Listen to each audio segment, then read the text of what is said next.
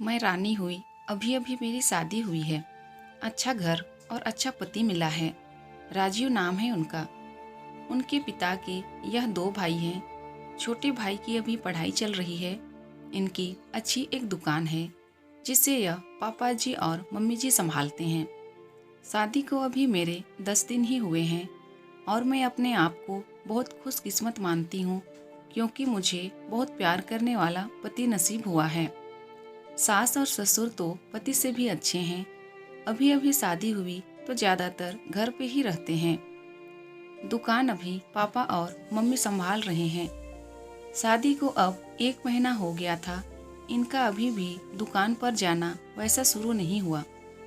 कुछ देर के लिए जाते और फिर वापस आ जाते।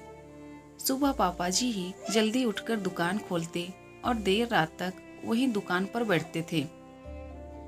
मम्मी जी उनके लिए खाना ले जाया करती थी। यह दिन भर मेरे पीछे ही घूमते।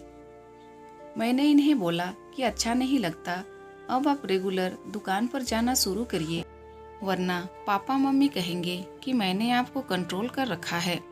उन्होंने बोला ऐसा कुछ नहीं होगा, वो सब बातें तुम मत सोचो। एक दिन हमारे कमरे की नल की टंकी खराब हो गई तो हमारे बाथरूम में पानी नहीं आ रहा था, तो मुझे नहाने के लिए हॉल के बाथरूम में जाना पड़ा। मेरे पति तब सो रहे थे। मैं बाथरूम में नहाने गई। कुछ ही सेकंड के बाद वो भी उठकर दरवाजे के बाहर आ गए और बाहर से ही मुझे आवाज़ देते हैं, रानी तुम अंदर हो? मैंने बोला हाँ। अपने रूम में पानी नहीं आ रहा था, इसलिए मैं बाहर आकर नहा रही हूँ। फिर जब तक मैं नहा कर वापस नहीं आई तब तक वो दरवाजे के बाहर ही खड़े रहे। ऐसा वो रोज करने लगे। एक दिन वो बाथरूम में नहा रहे थे, तब कोरियर वाला आया।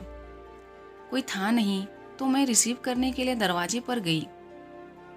मैं अभी उससे बात कर ही रही थी कि यह बाथरूम से तावेल में ही भाग कर आए। आते ही मुझे जोर से कहते हैं कि तुम अंदर जाओ। फिर उसके जाने के बाद किचन में आकर मुझसे कहते हैं कि इस तरह अनजान आदमी से बात करना सेफ नहीं है, तुम ध्यान रखा करो। फिर इसके बाद मैंने कई बातें देखी, जैसे जब हम बाहर जाते थे तब वो मुझे इधर उधर नहीं देखने देते थे। कहीं खाना खा रहे होते तो वह मेरी नज़रें कहाँ है, मैं किसे देख रही हूँ, देखते थे। बार बार अपनी जगह बदलते रहते थे। मेरे पति का यह स्वभाव मेरे सास ससुर भी देख रहे थे। एक दिन पापा ने उन्हें दुकान के काम से बाहर जाने को कहा तो उन्होंने मना कर दिया। फिर पापा को ही जाना पड़ा। वो बस मेरे पीछे ही रहते। फ़ोन पर मैं किससे बात कर रही हूँ, मेरे फ़ोन में नंबर और मैसेज भी चेक किया करते। यह सब देखने के बाद मैंने सोच लिया कि अब उनसे बात करनी होगी। इसलिए फिर एक रात मैंने उनसे कहा कि आपको मैं कैसी लगती हूँ? वो बोले बहुत अच्छी। मैंने कहा आप मुझ पर विश्वास करते हैं? वो बोले क्यों, क्या हुआ? मैंने कहा कि आप जो यह सब कर रहे हैं यह ठीक नहीं लग रहा। मैं चाहती थी कि मुझे बहुत प्यार करने वाला पति मिले। आप बिल्कुल वैसे ही हो जैसा मैंने सोचा था, लेकिन आप बहुत ज़्यादा पॉसेसिव हो। क्या आप मुझ पर शक करते हैं? क्या आपको लगता है मैं आपका भरोसा तोड़ूंगी? वो बोले नहीं, ऐसा नहीं है। फिर मैंने कहा कि आपसे अच्छा पति मुझे नहीं मिल सकता, लेकिन आपको अपने पर थोड़ा नियंत्रण और मुझ पर विश्वास रखना होगा, वरना यह आगे चलकर हमारे लिए ही झगड़े और लड़ाई का कारण बनेगा। मुझे पता है शायद आपको मुश्किल लगेगा, लेकिन आप थोड़ा थोड़ा बदलिए, मैं आपके साथ हूँ। वो बोले हाँ, मैं कोशिश करूँगा।